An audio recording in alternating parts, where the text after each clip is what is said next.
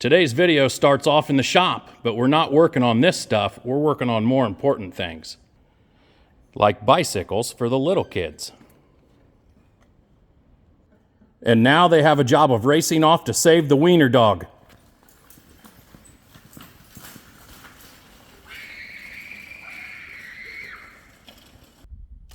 We need to go get a semi out of a barn.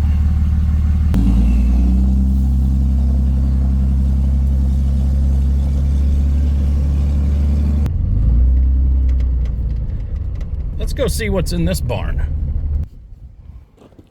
Let's get the other door open.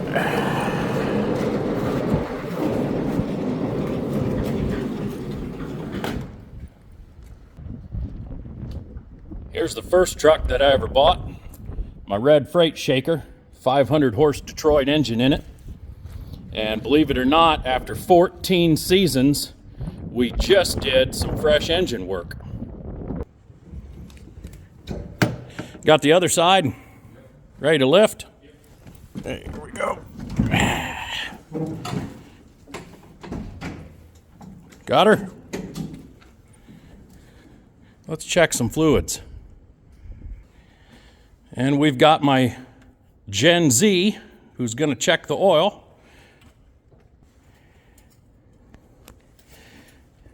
How's she look?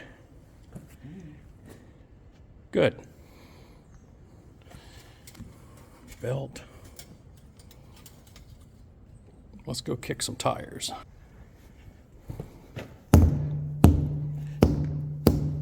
That sounds good. That sounds good.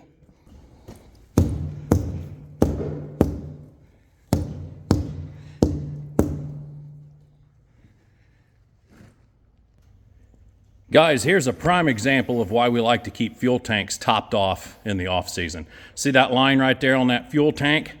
That's the level of on-road diesel fuel that's in it. The reason we like to keep that stuff full is just simply because of condensation and water in the fuel. Let's do a cold start. Yep.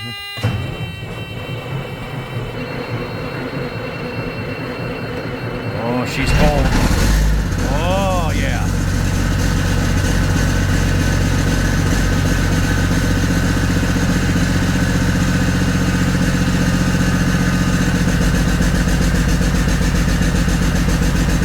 Detroit power.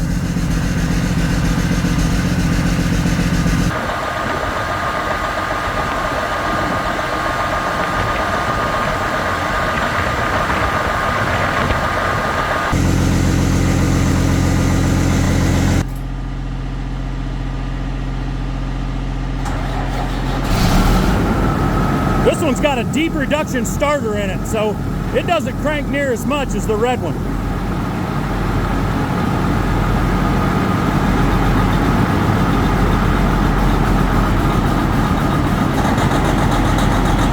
Detroit power.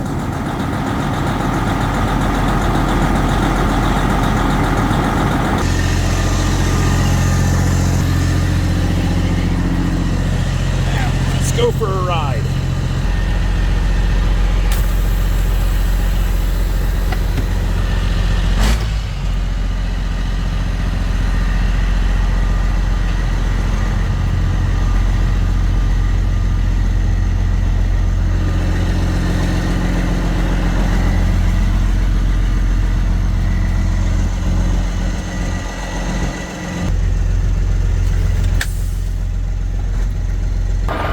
You guys will definitely agree and then disagree with me on this next series of comments, but I love Detroit 60 series. I love Cummins engines, but in these Freightliners, over my experience over the last couple of decades with Dad, the guys that we farm with, these Detroits have performed flawlessly. Again, in 14 seasons with this here red truck, this is the first major motor work that we've done to one of these Detroits, and we're pretty proud of that track history.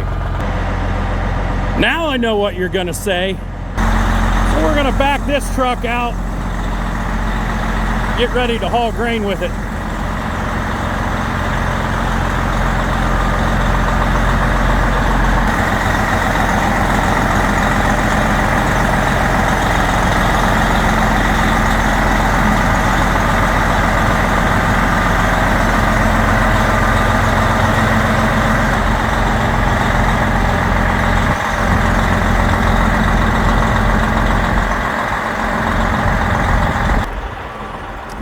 Most of you on your semis probably have automatic chutes or trap doors and automatic tarp rolls. How many of you have barn doors that are like this in the wintertime with the freezing and thawing? Got a crowbar. Sometimes we have to use that just to get the doors put back together. Now let's go for a ride.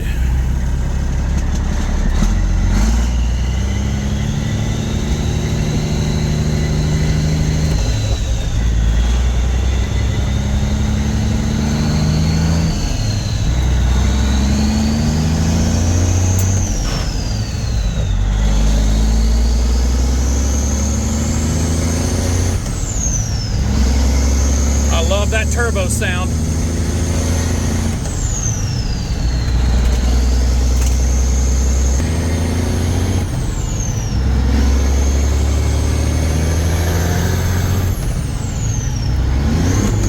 Oh no, I'm gonna catch flack for that. Missed it. It happens.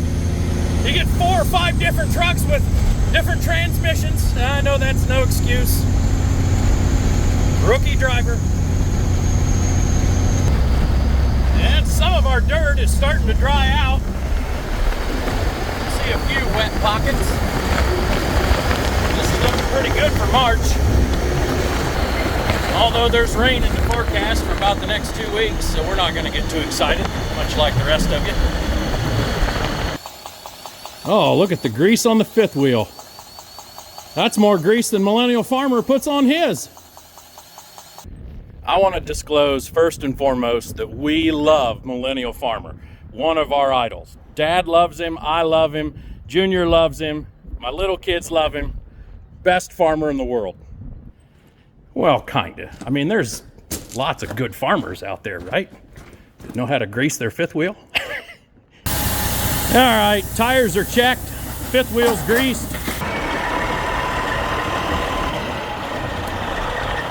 Drop your airbags. On back.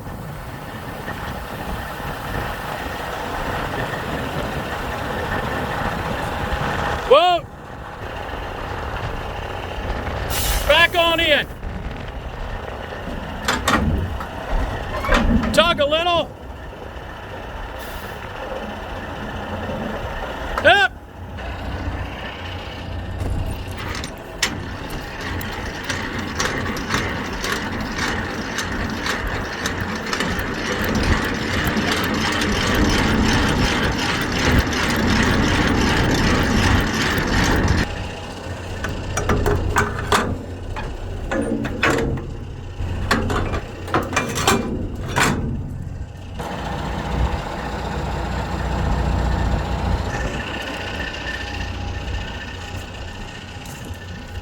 Let's do the proper pre-trip inspection to the shop and actually walk around it.